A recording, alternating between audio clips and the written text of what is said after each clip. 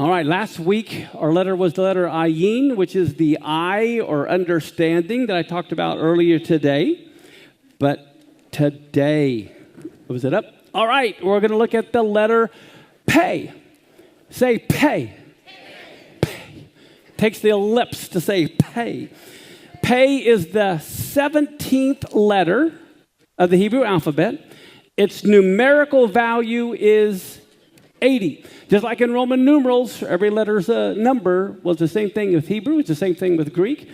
But the letter Pe is the 17th letter with a numerical value of 80.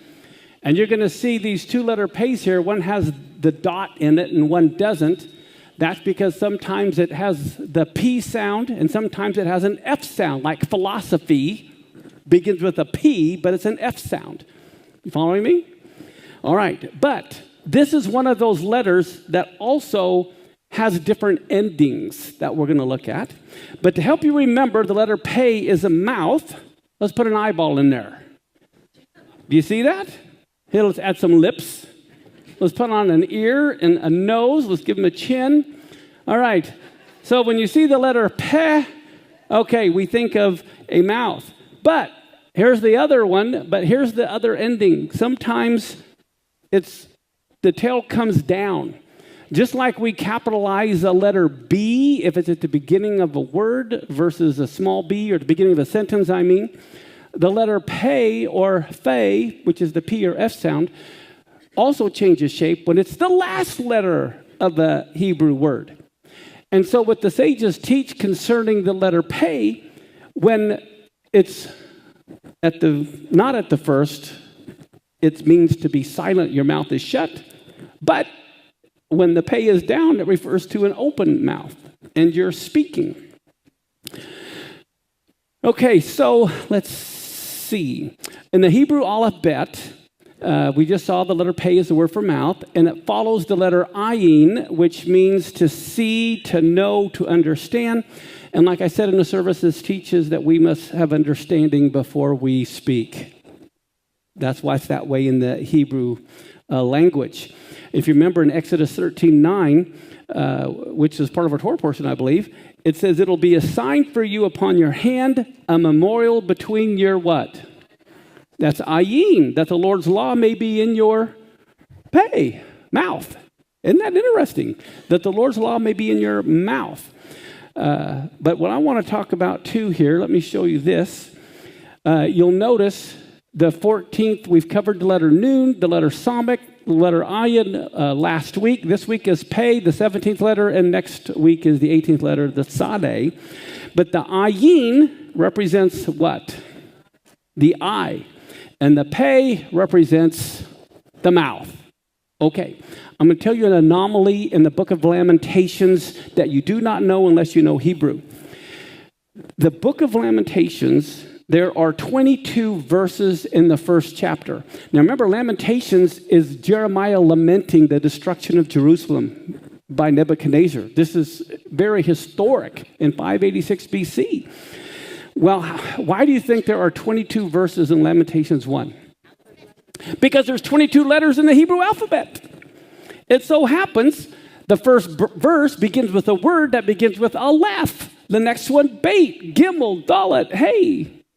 Okay, so most people don't know, but Lamentations is written in poetry where each of the 22 verses are the Hebrew letters in exact alphabetical order. He chose a word that began with that letter.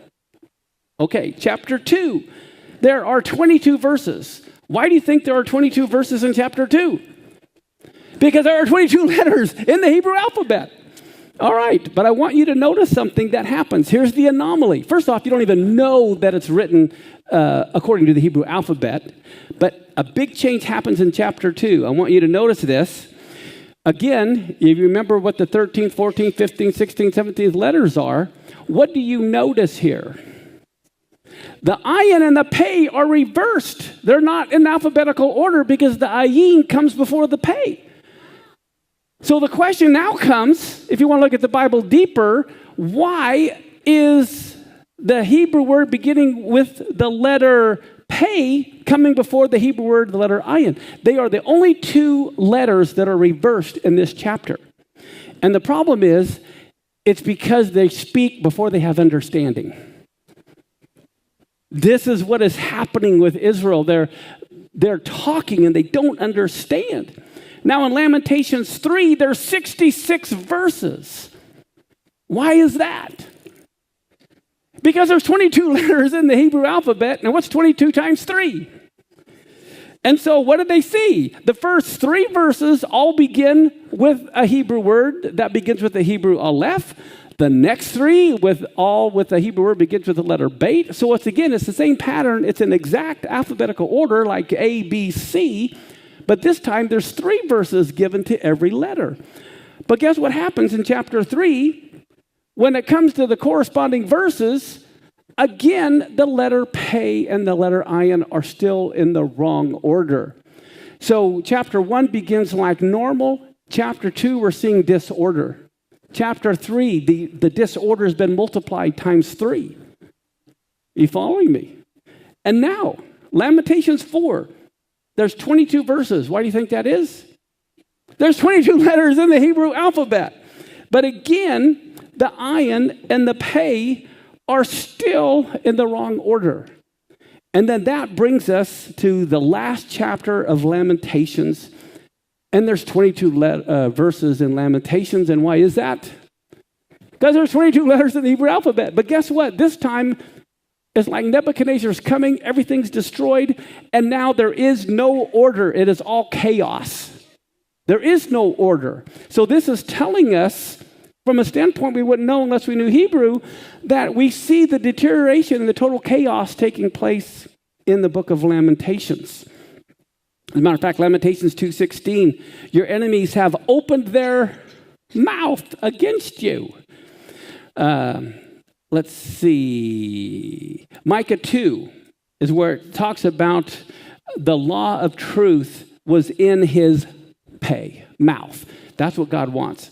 It says the priest's lips should keep knowledge. He should seek the Torah at his mouth. Joshua 1:8-9, the book of the Torah, God says, shall not depart out of your mouth. So the mouth, we're created to speak, but we have to speak forth the truth. As a matter of fact, listen to Psalm 33:6. By the word of the Lord were the heavens made, and all the host of them by the breath of his mouth. God spoke, and the world was created, right? Well, the first letter in the Torah is the letter bet, or RB. It's real big. You can see that? That's the letter B, first letter of the Torah. And he created everything by the word of his mouth. Well, what's fascinating, if you look at the letter pei, what is inside the letter pei but the letter bet? And so here, the pei is to speak, and the first letter of God's word is the letter bet coming out of his mouth. As a matter of fact, who can read this? Aleph. All right, let me bring this up. Aleph is the first letter of the Hebrew alphabet, but here's how you spell Aleph. You can hear an L and the F sound. All right? Okay, so that's how you spell Aleph. Well, guess what? When you look at the word for Aleph, the first 2 letters is El, which is God's name, Elohim, right? Well, we know the letter Pei represents mouth, and so here we see God's mouth. And what is inside it? Bei. And his first word of the Bible is Breshit. So out of God's mouth, and God is one, God is Aleph, we see him speaking. So I'm going to close with this and turn it over here to Sherry. But let's look at Psalm 119, verse 129. If you remember, Psalm 119 is also an acrostic as well, where you have the Hebrew letters. 8 verses are given to every Hebrew letter. And so the first 8 verses all begin with the letter Aleph, a word, and then the next bet. And since there's 22 letters and they're all given 8 verses, that's 176 verses in Psalm 119. But what's interesting is listen to how Pei begins. It says, your testimonies are wonderful, therefore does my soul keep them. The entrance of your words give light. Why do you think the first thing God said was, let there be light? And then it says it gives understanding to the simple. And then it says, I opened my mouth and panted. So here, typically, when you look at Psalm 119, the phrase, the letter also is found somewhere in those 8 verses. Okay, so the last thing is we are created in God's image, and we can create or destroy through our speech. A person hearing one kind word could save someone else's life, or through an unkind word, you could destroy someone else and others. So it's so important that we understand the letter P, which is our mouth. Jerry. Okay. Bravo. All right, so amazingly, God set up this Hebrew alphabet so that the Ein preceded the Pei, which of course means that we should first see and understand something before we open our mouths. Great idea, isn't it? As Pastor Mark said, this letter makes 2 sounds. It says both P when it has a dot, and it says F as in fly when there is no dot. And there are also 2 forms. So you're going to see this form in front of a word or anywhere in the word unless it's the very last letter, and then this final line at the bottom is going to turn down, and that will be the final form if it's the last letter of a word. So you think, oh, that's so difficult to understand, but think about it. Our English alphabet, all 26 letters have 2 forms, right? We have a capital and a lowercase. There are very few letters, only 5, that have final forms in Hebrew. So much easier, right? Right. Okay. All right. So do you remember the other letter that makes 2 sounds? B and V. If it has a dot, it's B. No dot, it's V. But think about our vowels. Just look at A, for instance. A can say A in bat, A in able, or A in banana. So we have lots of letters that make more than 1 sound. So it's really much more simple than English. All right, let's learn how to write the P and the Fe. Are you ready? Really, it's just a 3-sided box, and then we're going to put a little decoration in the middle. So we're going to start with this line, a short line here.